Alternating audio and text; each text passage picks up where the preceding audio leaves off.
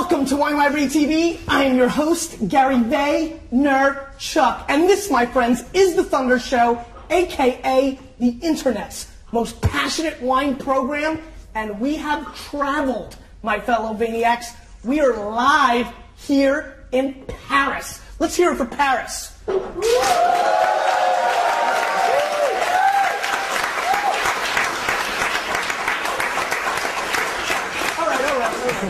Relax.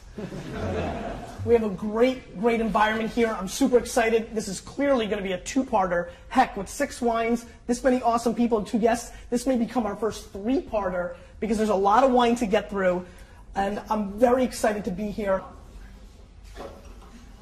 Now, this I'm massively excited about.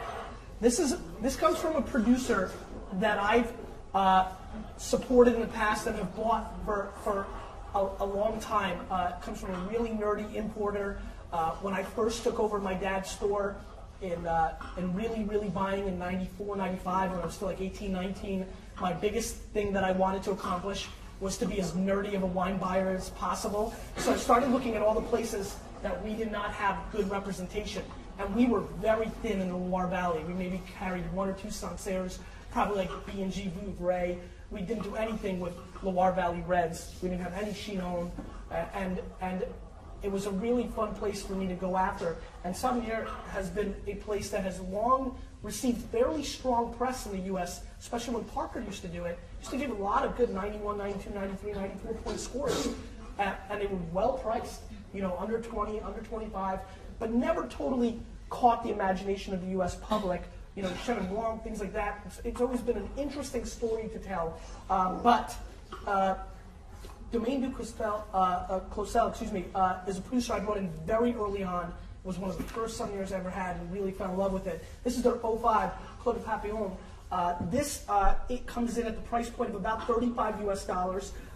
It's made from Chenin Blanc, like I said, and I'm really excited about trying it. Plus, you know, we've done a lot of interesting Loire Valley shows. One of our all-time most watched shows was when I had Nicolas Joly on the show. That turned into an epic kind of show. He's a character. And it's always fun. For me, anytime wine can be this urine yellow, I'm always excited about it. To me, this excites me. These are the kind of wines that I get excited about. I'm a big fan of some of the Italian, you know, Graviner and things of that nature. And so this, I think, how many of you in this room, this is probably the wrong country to ask this question because in the States a lot less hands are going. How many in this room have had Savennieres? Raise your hand. Interesting. This makes me really happy. So I would say only about 25% of the room has ever even had this type of, we're in Paris now, this isn't, you know, Ohio. So, you know, this is exciting. For me, the reason I started this show was to get people to try new things. It was the only game plan. To get people, that was 2, to get people to trust their palate and not listen to tradition or what people said in 1855 or what Robert Parker says. And so I want people to trust their own palate and to try new things. So for me, this is going to be clearly a highlight of today's night, that so many of you are having this kind of wine for the first time. Let's give it a whirl. So let's pour it out, and you guys have it ready because this team here is unbelievable. And this wine, by the way, has been decanting for 5 hours, so it should be interesting. I'm going to jump into that because this is one of the white wine varietals that should be decanted, can be decanted. You might remember with Jolie did the same thing. It's just Chenin Blanc. I would probably say that Chenin Blanc may be the most underrated varietal in the world. I think it is vastly overlooked. The flexibility to make not only dry wines, but sparkling wines and dessert wines is underestimated. And as many of you know, there's a good chance I'm going to go to South Africa next year to the World Cup. And, you know, I'm disguising it as a wine trip. And one of the things I think that South Africa does extremely well, though completely different, and many of my favorite Loire Valley producers always poo-poo the Chenin Blanc that comes out of South Africa, saying it's too New World. But it serves a purpose, and it gives a different palate perspective. And oh, by the way, all my Loire Valley friends, we sell them for like $6 and $7 and $8 in the U.S. So it's hitting a different kind of, you know, consumption price point. So it's a very intriguing grape to me. It decants extremely well. It ages obnoxiously well. Let's give it a sniffy sniff.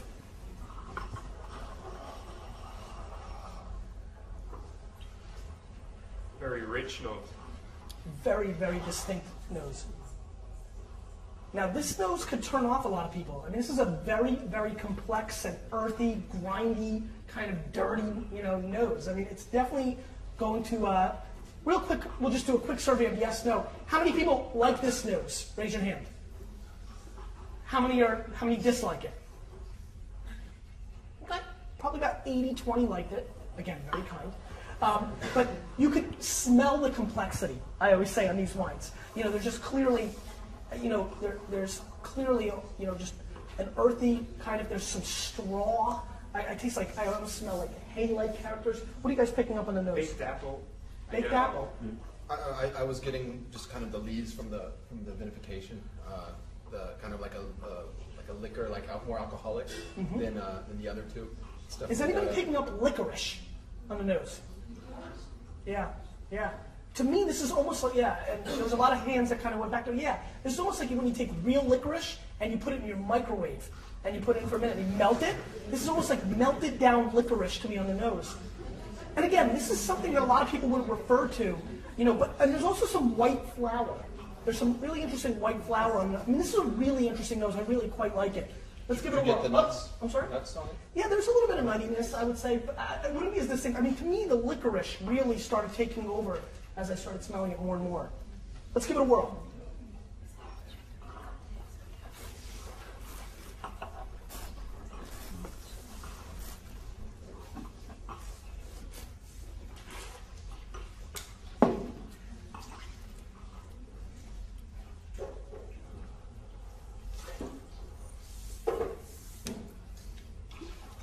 How many people in this room love this wine? Raise your hand.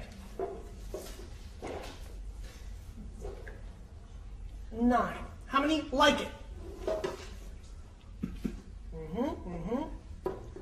How many are met? How many dislike? Hate? All right, 0 again. This was by far the most crossbred wine of the bunch, and for very intriguing reasons, very obvious. That back row, by the way, that loved so much the wine to have more residual sugar. I think 2 of the 3 hands might have went up for dislike here. Makes a lot of sense. For the palate, they're being true to their palates, and I appreciate that because it's really quite the opposite of what they had before. So obviously the residual sugar and the fruit is hitting a certain point where this real intense acidity and dryness. This is a very, very aggressive wine. This wine is doesn't care about anybody else. It's going focused. It doesn't mind. It's a very, very precise wine. There's an enormous amount of kind of this cellar dust, chalkiness, minerality. The baked apple that we got on the nose comes through a little bit for me on the palate. Believe it or not, this is a very weird tasting note for me. I'm not sure where this is coming from. Maybe just a combination of everything else. I almost get a little bit of a squash pumpkin type thing going on in my palate. You get that? I mean, it's something that it's definitely tasting the way I've never used it on the show before. And I only remember really coming across it a couple other times. But this wine kind of gives me a little bit of that. And talking about crushed rock, and before we couldn't name the rock, but to me this is kind of like good old-fashioned New Jersey gravel. I mean, I get some really good Jersey rock on the palate. It's interesting. I'm going to save my review for the end after giving that synopsis. Penny, Phil, talk to me, boys. I agree with most of what you said.